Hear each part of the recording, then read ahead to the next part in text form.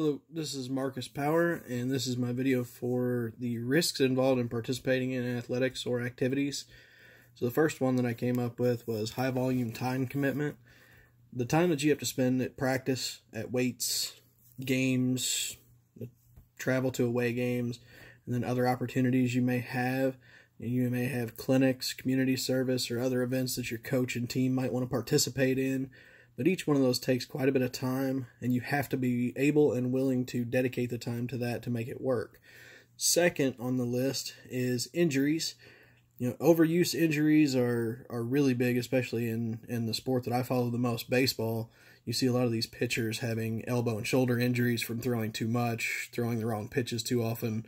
For example, using a curveball too much and with poor form.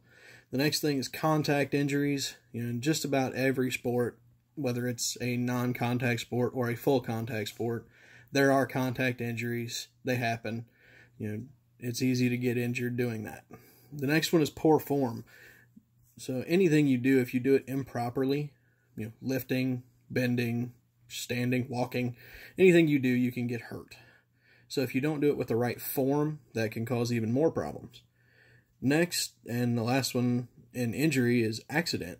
It happens. You can just get hurt by pure coincidence that you were in the wrong place at the wrong time and ran into another player, tripped on a shoelace, tripped on anything there was maybe on the ground. So the next category is a lack of social exposure. Is another big risk. And through that, you're losing time to your friends, your family.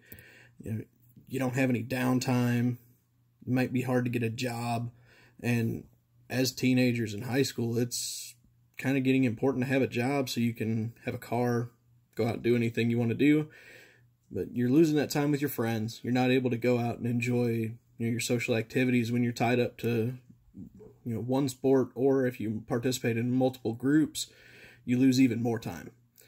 Your family, obviously, if you're on the bus or you're at a game or practice, you're losing that much time. You're not there with your family. You're not having that social development through them.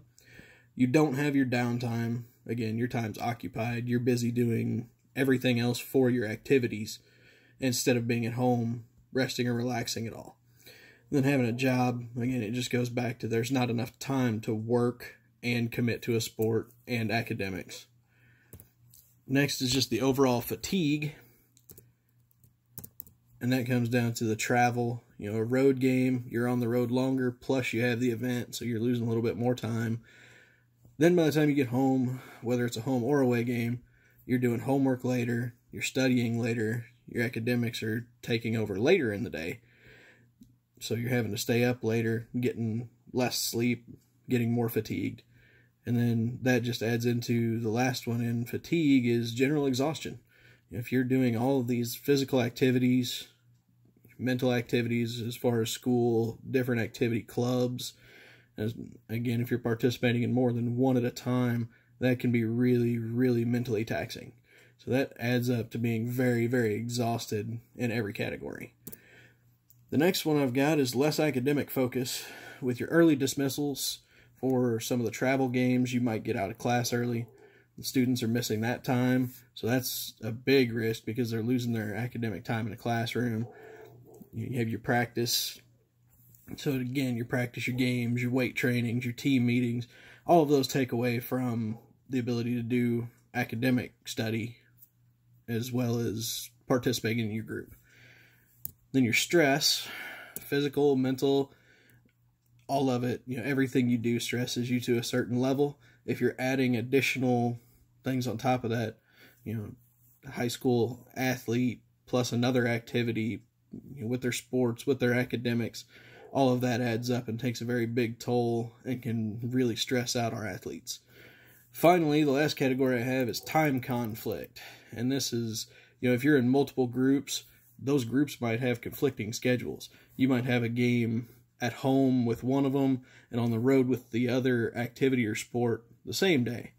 And you have to work that out with your coaches to figure out what comes first, what's more important to you, how that works. And that's something that coaches and administrators need to have a conversation. And the district that I've interned with actually uses a dual sport participation form, which gets all of the athletes, the coaches, and everybody else on the same track, so everybody knows where that time is being dedicated. Finally, work. Again, if you've got a job and they have you scheduled for a day you're supposed to have a game or an event, that's something you have to find a way to figure out which one of those is more important to you. And then vacations. I know some coaches will have practice during a time off of class, during your winter break, fall break, whatever break it may be. There might be practice going on that, and that's the time when some students and their families are taking vacations.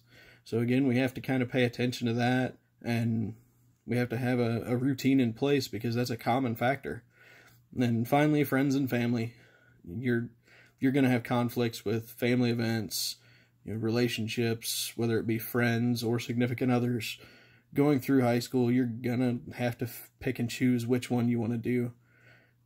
And that's all I've got for the risks with sports and activities.